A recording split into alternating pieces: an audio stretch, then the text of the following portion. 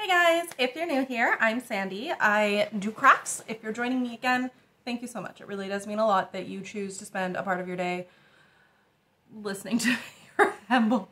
A few housekeeping things. As always, I have a budgie. His name is Coober Petey, and he may chirp because he's a bird. That's what they do. And it's beautiful, so I leave it in. I'm not going to cover his cage because he hates it, so why would I?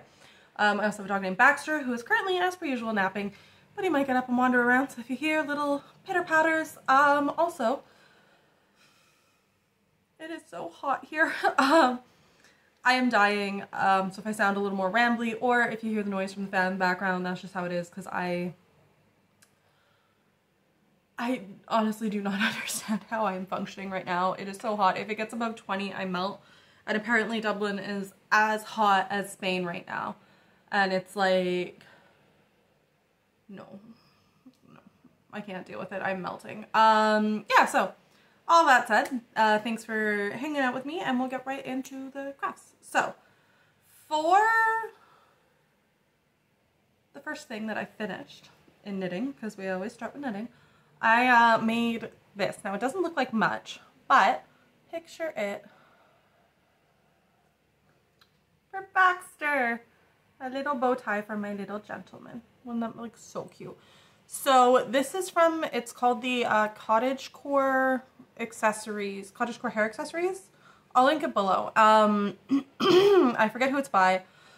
I saw it on Instagram after a couple glasses of wine, and I just bought the pack. But yeah, so this is in Vanna's Choice by Lion brand, which I've had with me. I literally bought this in Canada ages ago. So I decided to finally use it because I'm going through a destash, and I'm making something else with it that you'll see later. And Baxter was standing by it, and I just thought, oh my goodness, that's such a good color for you. So I remembered I had this little bow, and so yes, I'm just gonna block it, scrunch it up, tie an elastic on it, and then we can attach it to his collar. I'm obsessed with it. It's so cute. Yeah, so that, also I was just feeling a little overwhelmed, and I just really wanted to do something I could finish. The pattern doesn't actually call for worsted weight yarns. So what I did was I took the jump from fingering how many stitches you subtracted to DK, and then I just subtracted the same amount of stitches to kind of keep it like somewhat consistent. It worked fine. It's a perfect size for him. There's going to be a sort of prototype of him wearing it in the blog post. That's not a very good picture, but if you want to see Baxter, then, you know, and who doesn't? He's so cute. And yeah, so this is going to be blocked, hopefully today, but probably tomorrow. And yeah, like, it's good. But that's what I did, and I did the 5.5mm needles, because that's what's recommended for the yarn. Oh, it's going to be so cute. So next, I'm very happy I've finished. So you remember the bonnet from the Heirloom set. This is the Heirloom set by Paintbox yarn. It also comes with a blanket and booties, which I'm not doing. But I have been so excited to make this little cardigan for ages. I've just been waiting for somebody to have a girl, and my friend is having a girl. And yeah, so I'm very excited. And I mean, look at this. Isn't this so sweet? I still need to block it, so it's a bit of a disaster right now, but all the ends are woven in. Oh, look at that. So there's like this little flower detail on the bottom that looks almost like a little lavender vibe. And then, yeah, like lavender, maybe a lupin, or I don't know, I'm not going to try to remember flower names right now, but the little scalloped edges, it's got the cute little collar, and then there's going to be pom-poms on all the little ties on this and the hat. I mean, it's so sweet. And this is in Rico Merino Essentials DK, I think it's called. And it just, this pattern was, I mean, it's just cute, that's all. Like, there's no other word. This is so cute, so sweet. I have to have it blocked and finished this week, because he's coming next weekend and I need time for it to dry. My third finished knitting project, it's so weird saying third finished knitting project, I don't think I ever say that, is socks. But not just one sock, both socks. This is the Winter Rose sock by, I want to say Curious Handmade, but I don't think that's right. I'll link it. But she does this thing, it's called the Handmade Sock Society. And you, basically if you get in before, I think for this year's I only paid like 10 something euro, and she does like a new pattern, but you get one every like, I think every month or every couple months for like 6 months. So you get a good amount of patterns, and she does them. They're meant to be very like nature inspired, very beautiful, but also really easy to memorize pattern repeats. So like interesting enough that you're interested, but like easy enough you can sit and watch TV and not feel like stressed out, you know what I mean? So that's where these come in handy, and these were exactly that. Like once I got the hang of this, it was just like I was doing these on the bus for a large portion of them. And yeah, this yarn I did, it's 60% wool, 20% rainy, 20% silk. It's from Apple Oak Fibre Works, and I used their Hibiscus dye kit to do it, and I mean, I love their dye kit. I love their dye kits. I still have some that I need to finish a bit more urgently now. Yeah, but I'm very excited for these. They turned out beautiful, and you can even see if you stretch it out, like you see the motif even better. I kind of need sock blockers for this, but also I just never really like block my socks because they go on my feet, and I mean, it's gross, but I feel like my sweat can do that. And I'm washing them so often. Am I really going to set them on sock blockers and have them dry every time? No, I'm just going to wear them and enjoy them. But yeah, so no, I love these. These ones are, I don't know if it's the yarn not being, because usually I use 75% merino, 25% nylon. So I wonder if it's just the fact that these are less wool, but these are so tight on my feet. And I mean, like, it's fine. I can fit them over and they're comfortable. It's like my foot's getting a hug. But yeah, I don't know. They're the usual amount of stitches I do as well. So I don't know if it's just the lace work or what, because this is really kind of like my first pair of like lace socks. So I don't know. But I have another one of her patterns on the way with more of this yarn that I dyed myself. So I'll make that as well. And then I might make a pair in just like standard sock yarn, my like usual 25, 75, 25, and see if there's a difference. But like, I don't mind a tighter sock. I think it feels kind of good. So yeah, I cannot wait to wear these because they're so pretty. And yeah, and the yarn's just so soft and nice. I mean, I love it. So the only other knitting project I have on the needles right now, well, I have the cowl set I started in Greece, but I'm using the cord that I need for that right now, so that can wait because they took away my needles, which I'm trying hard to not still be mad about. Is the Tanis Fibre Arts, I remember the designer, Tanis Fibre Arts. It's the Ombre cardigan.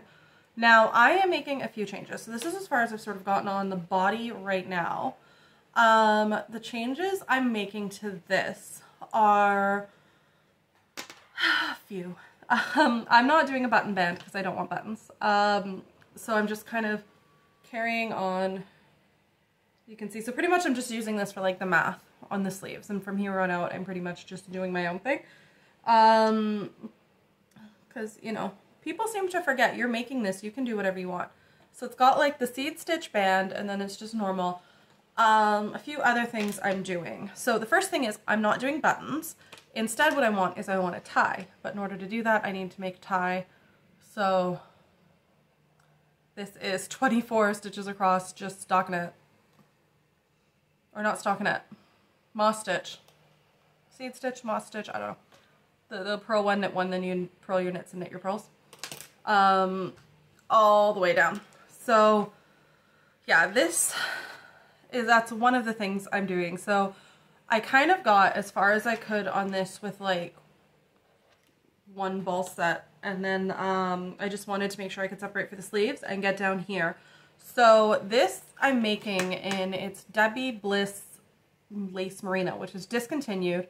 I kind of went on a big buying spree before Brexit because after Brexit, in order to get things from the UK into Ireland, it would be up to €30 free, I think it is, and then it's 30% like customs and duties after that. And that's a lot.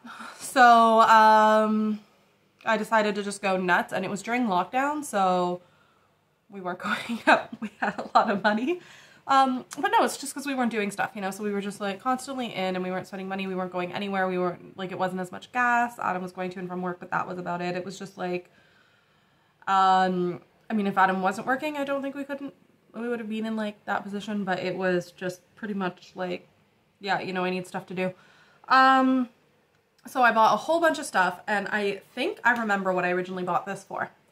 I remember I was watching M with an E one night, and I had had a few glasses of wine, and I decided I was going to make the Marilla wrap. And I was really excited about it, and then I thought about it more, and this just kind of sat there. I think I swatched a few things. I couldn't get the stitch right. It was getting frustrating.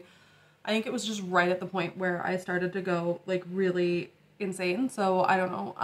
Also, I just don't think, even if I made it, I'd never wear it because I don't love this color on me.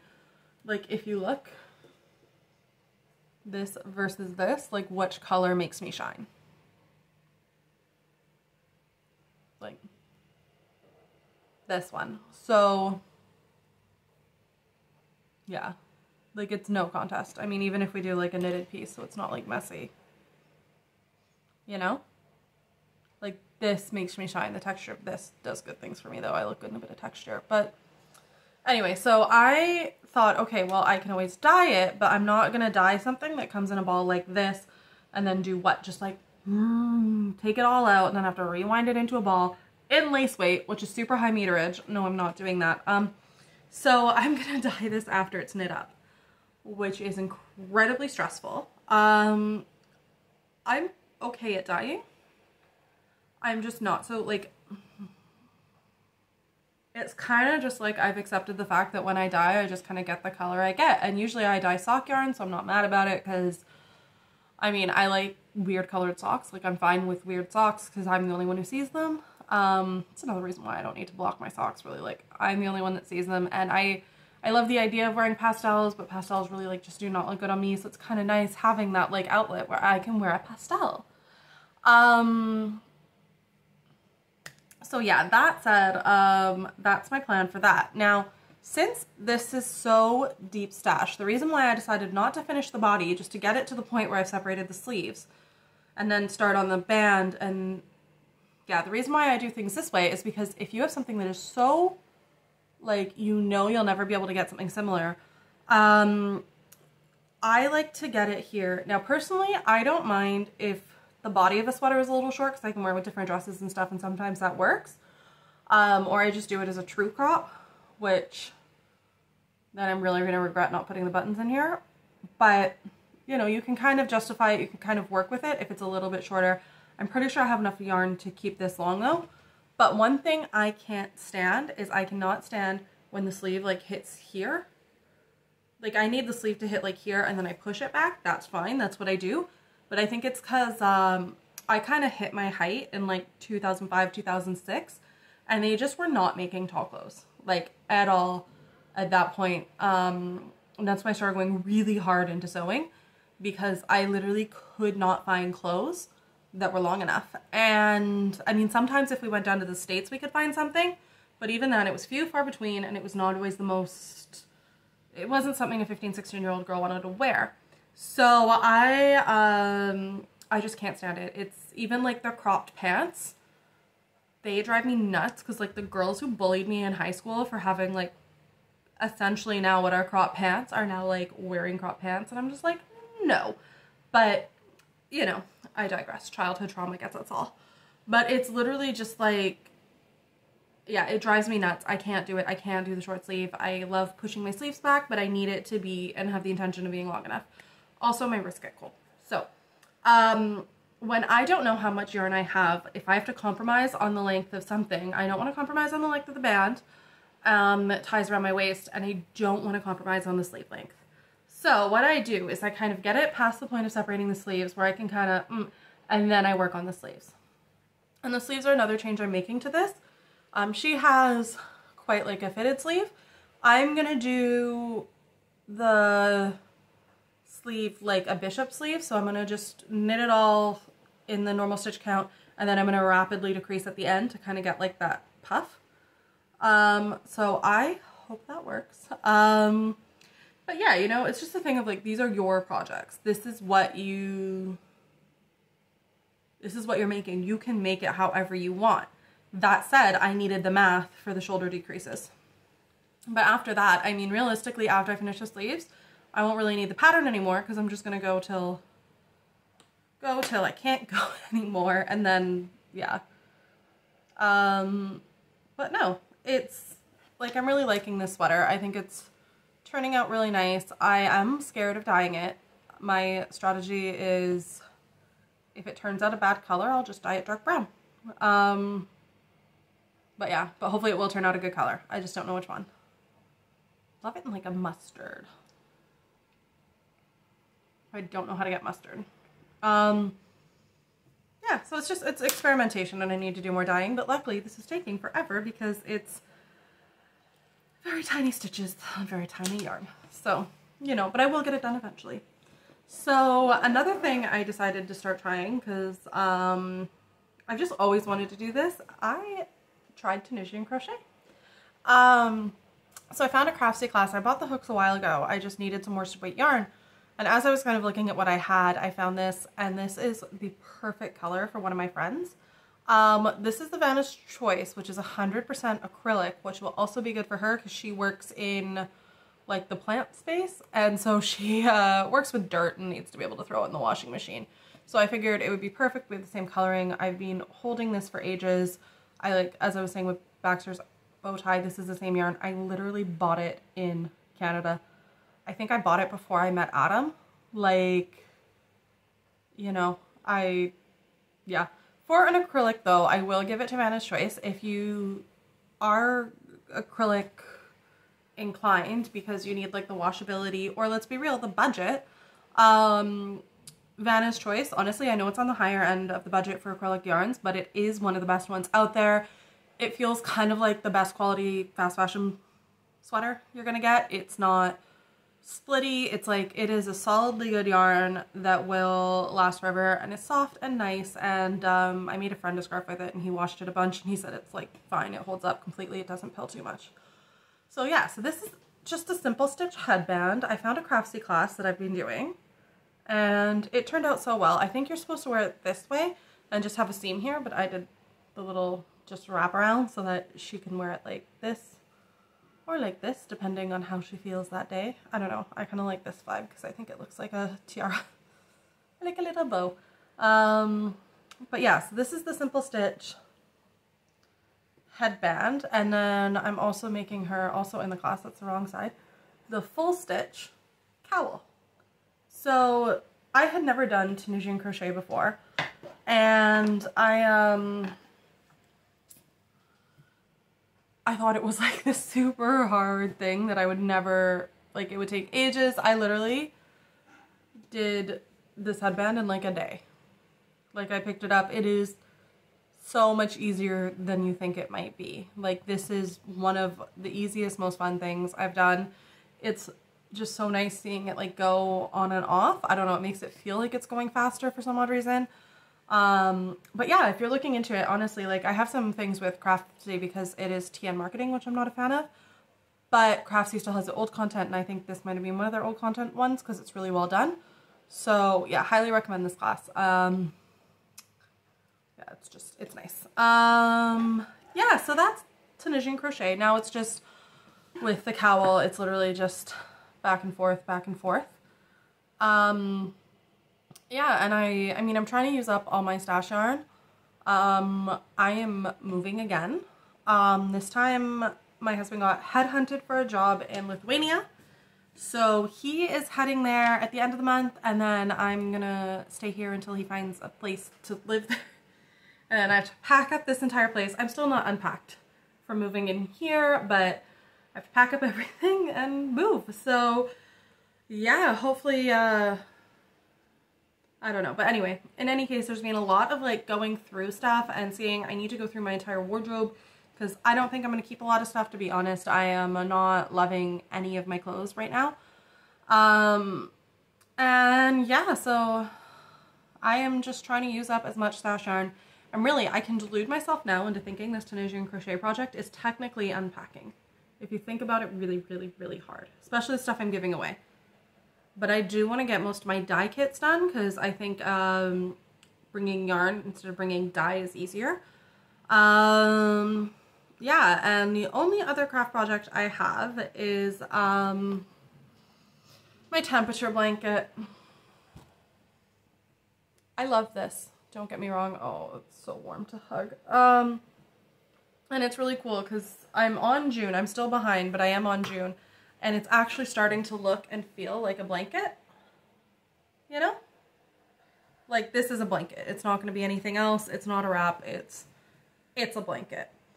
And that's amazing because it's a blanket and that's so cool. But this is the issue with temperature blankets. Is that now I'm sitting under a wool blanket while I make it. And that was delightful in January. Well, not even January, but even like April when it was like it had some heft to it. It was great. Now I want to dye. So I think what I'm going to do is I'm going to accept the fact that I will be behind on this for a little bit. And yeah, and I was even thinking like, would it be easier if I lived in the southern hemisphere and I started it small? And I'm like, no, because then you end it really, really big. And like, I don't want to be sitting in the southern hemisphere in like December. I've been in the southern hemisphere in December. It is hot. So the only thing that could make me consider moving to Australia right now, would it be easier to make a temperature blanket? But it's true. It's like I'm sitting there, I'm dying. It was also really weird because they were advertising, if you are new, my husband's Australian and we were there visiting his family before we moved here, and we moved here in December. And I just remember sitting there, like they were advertising lilies as the Christmas flower. And that just, it messed with my head so much, just it being sunny and there's Christmas decorations everywhere. It is wild. I love Australia, but alas, it is just too hot there. Like, I am dead. But they have air conditioning everywhere, so it's kind of like, I don't know. And now I'm sitting here, I'm like, oh, it gets really hot in Lithuania, but it also gets really, really cold. So I'm kind of like, maybe I'll be okay with the heat if I can have like a good winter. Like, I can get that like -20. I can wear all my sweaters. And this is why I need to finish the sweater too. I need a wool sweater. I need to make Baxter a jacket. Like, these are the things I need. I say as I melt in this heat. Anyway, I am going to head out. Thank you for hanging out. I know I've been a bit deranged, partly because I'm a bit out of practice with this and it is kind of weird sitting and talking to yourself on a camera, but also because, again, the heat, just like, I have never been able to function. It's funny because my Nona's the same way, and even when I was a kid, she would just be like, it's summer, if you just want to lie down on the tiles in the kitchen, that's fine. And I'm like, yes, that is all I can do right now. So, thank you for listening.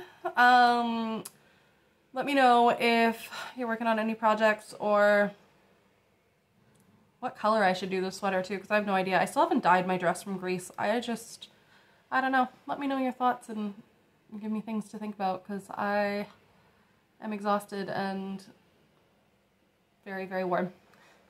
I'll talk to you guys later. Bye!